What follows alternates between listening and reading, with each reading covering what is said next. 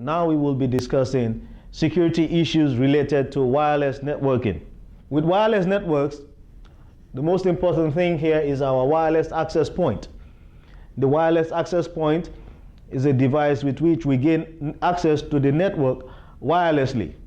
Access to the internet or access to the network wirelessly.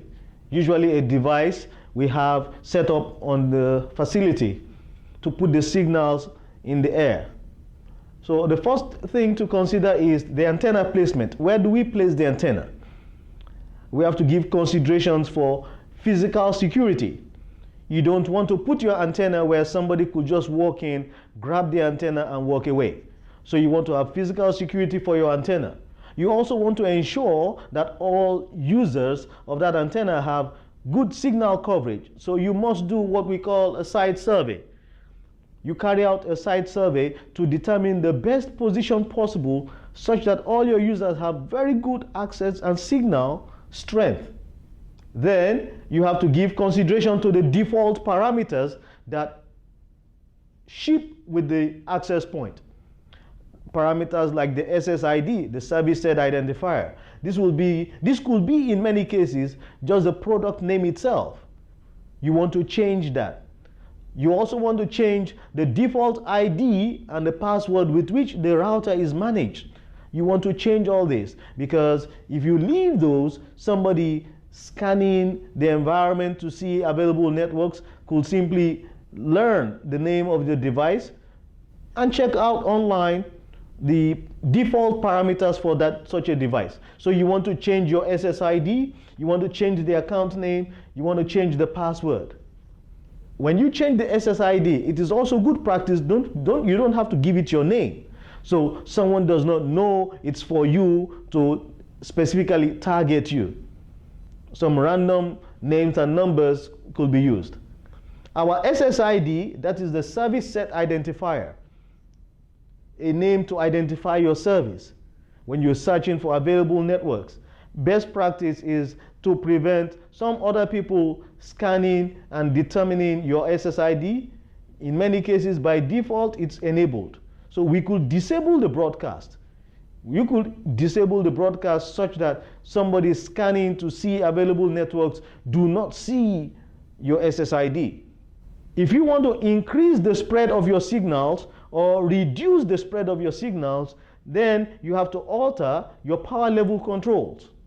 The power level controls increase or reduce the spread of the signals. So you would increase it to increase the range your signals can travel, or you would reduce the power level controls to reduce the spread of the signals.